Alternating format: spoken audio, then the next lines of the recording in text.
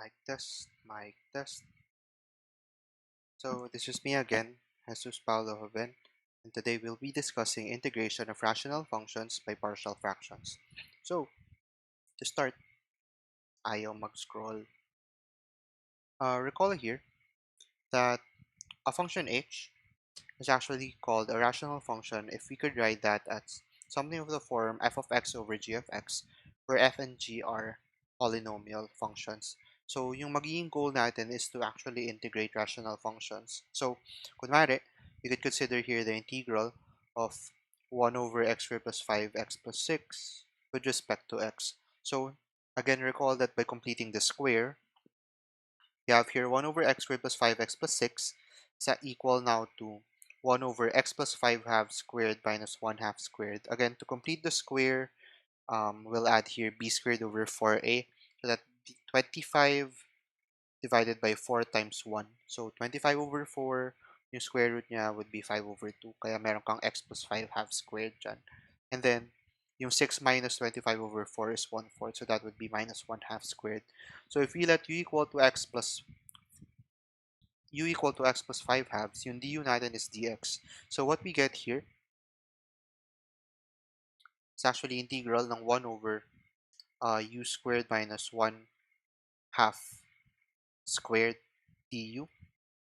Wherein if we'd use a Math 21 formula, that would be ln absolute value of x plus 2 over x plus 3 and then plus the constancy.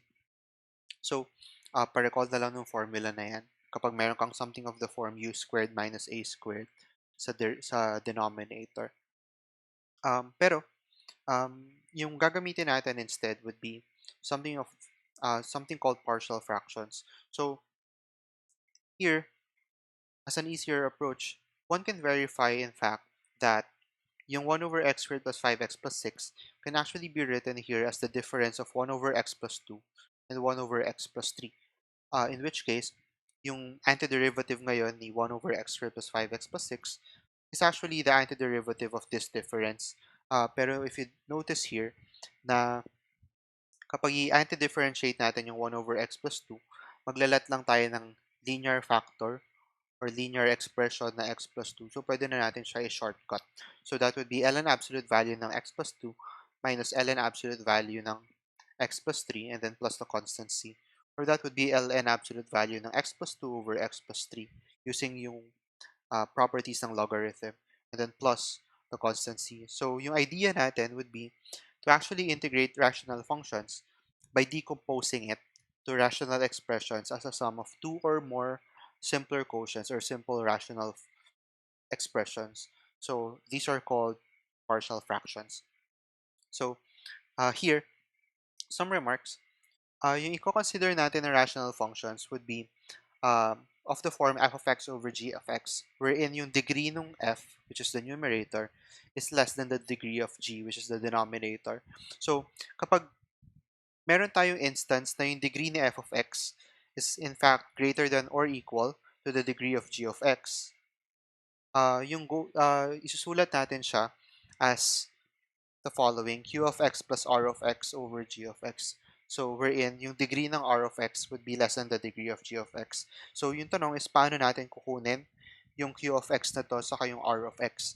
So, yung q of x saka yung r of x would actually come from the division itself of f over g. So, at times, pwede tayo mag-long division.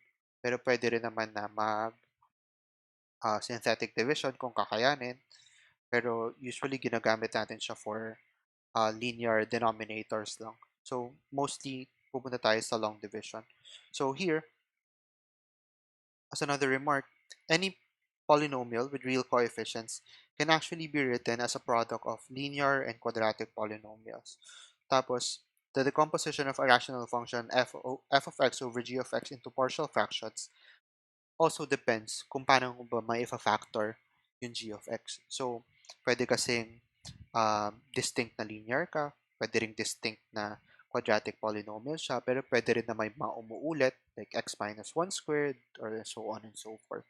So, in which case, i-divide natin siya to 4 cases. So, for case number 1, titingnan natin yung denominator na merong distinct na linear factors. So, kunwari, f of x over g of x. Tapos, yung g of x natin can be written here as a product of the following: a1x plus b1, a2x plus b2, and so on until an x plus bn, all of which are different from one another. So, yung f of x over g of x natin, in which case, again, kapag yung denominator mo na factor mo into something like this, f of x over g of x can be written now as, notice yung denominators natin, nandito per linear factor, a1x b1, ba2x b2, until an x bn.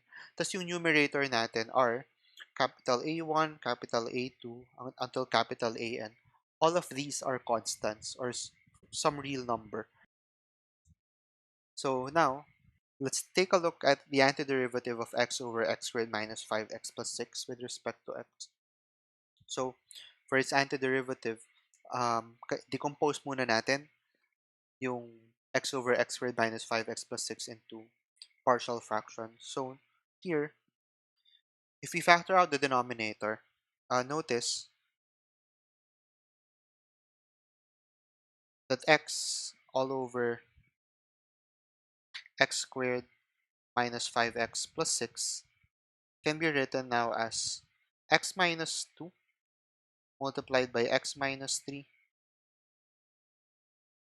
which means here na yung denominator natin has distinct linear factors. So again, for case number 1, meron tayong isang partial fraction corresponding to x minus 2, tapos meron tayong isang partial fraction corresponding to a denominator of x minus 3. Tapos yung numerator nila, puro constant lang.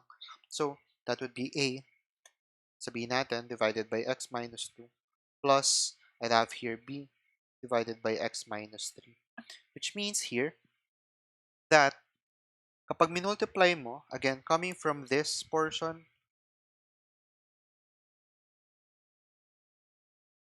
if you multiply both sides by x minus 2 times x minus 3, then what we have here would be x yung nasa left, equal siya ngayon sa multiplying the right-hand side by x minus 2 times x minus 3.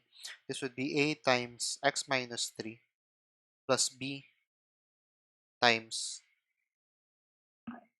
x minus 2. And so, for this case, kailangan na lang natin hanapin kung ano ba yung value ng a sa ng b para ma-integrate na natin yung partial fractions natin. So, yung general na gagamitin natin na method would be to actually compare the coefficients. So, again, note na yung kanina would be x yung nasa left equal siya kay a times x minus 3 plus b times x minus 2, which means here that x is equal now to ax minus 3a plus bx minus 2b, or that is cx equal siya kay meron kang ax plus bx, so that would be a plus b multiplied by x. Tapos meron tayong minus 3a minus 2b.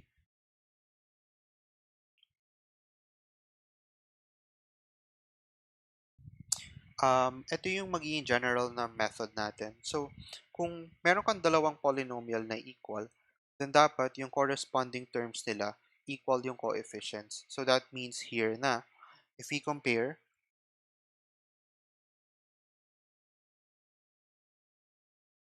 the coefficients of x and the right-hand side, then yung coefficient ni x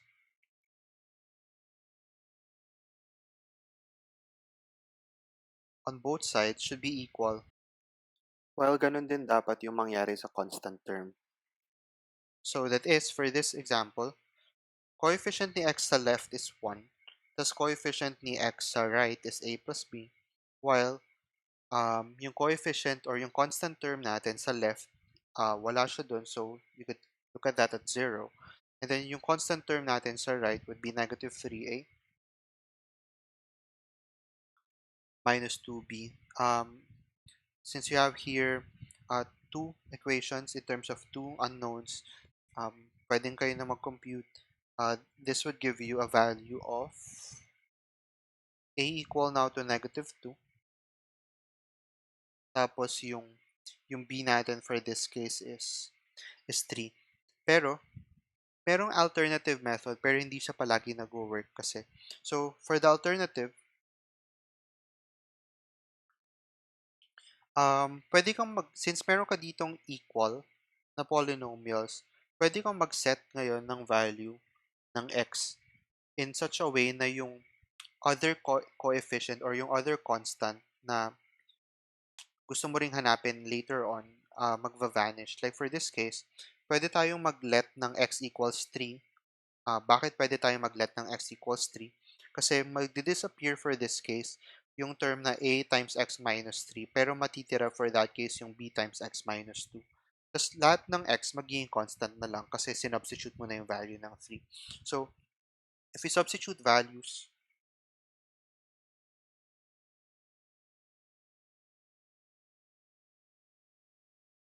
again, if x is equal now to 3, then yung nasa left dito would be 3 equal now to b times 3 minus 2. 3 minus 2 is 1, which means here that b is 3. Similar dun sa nakuha natin kanina. Tapos, when x is 2, para mag-vanish naman for this case, yung may b, and then matitira for this case yung a. Then what we have here would be 2 equal now to a times 2 minus 3. 2 minus 3 is negative 1. So yung a natin for this example would be negative 2. So therefore, the integral now of x over x squared minus 5x plus 6 with respect to x is equal now to the integral of a over x minus 2. So that would be negative 2 divided by x minus 2 plus b, which is 3, divided by x minus 3 with respect to x. And so this is equal now to, again, using a linear substitution na lang, meron tayo ditong final answer na negative 2 ln absolute value of x minus 2 plus 3 times ln absolute value of x minus 3 plus the constants. So this ends part 1 of lecture number 4. Please proceed to the next clip for part number 2.